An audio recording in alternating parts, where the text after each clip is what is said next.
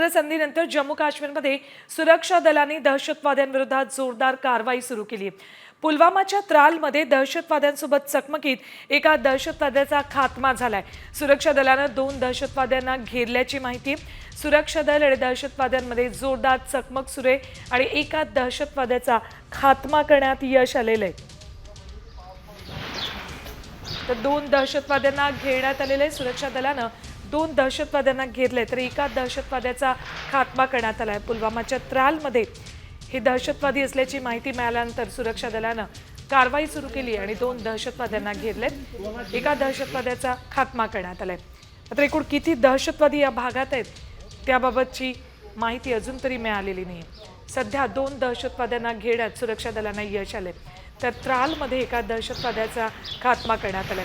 शस्त्रसंधीनंतर जम्मू काश्मीरमध्ये सुरक्षा दलाकडून ही जोरदार कारवाई सुरू झालेली आहे आणि प्रत्येक कानाकोपऱ्यातून दहशतवाद्यांना ओढून बाहेर काढणार आणि त्यांना ठेचणार असंच काहीसं या सगळ्या सुरक्षा दलाकडून स्पष्ट संदेश देण्यात आलेला आहे।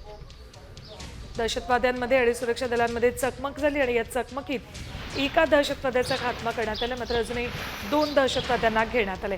ते जाऊयात आमचे जम्मू काश्मीरमधले प्रतिनिधी जावेद माझी आपल्या सोबत उपस्थित आहेत। त्यांच्याकडून आपण अपडेट्स घेऊयात। जावेद जी, क्या जानकारी मिल रही है? तो टेररिस्ट अभी भी वहां पे है?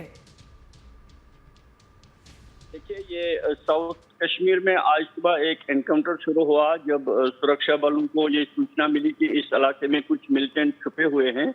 तो जम्मू कश्मीर पुलिस और अन्य सुरक्षा बलों ने सुबह सवेरे इस इलाके को घेरे में ले लिया और कॉर्डन दिया, बड़ा टाइट कॉर्डन किया। ये त्राल का इलाका है, ये साउथ कश्मीर में है और आपको बता दें कि 48 घंटे में ये दूसरा एनकाउंटर है साउथ कश्मीर में। इससे पहले शोपियां में एनकाउंटर हुआ था जिसमें एक डेढ़ लश्कर के मिलिट्री कमांडर समेत जी जावेद जी, आज भी एक टेररिस्ट का एनकाउंटर हुआ ऐसे पता चल रहा है।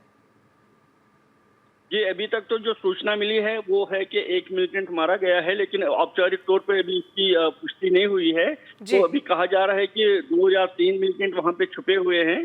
तो अभी फायरिंग जारी है, फायरिंग का एक्सचेंज चल रहा है। अभी तक औपचारिक तौर पे ये सूचना मिली है कि एक मिलिटेंट मारा गया है। जी जावेद जी, शुक्रिया पूरी जानकारी के लिए। तर जम्मू काश्मीरमधून आमचे प्रतिनिधी जावेद माझी आपल्या सोबत होते। पुलवामातल्या त्रालमध्ये अजूनही एन्काउंटर सुरू आहे।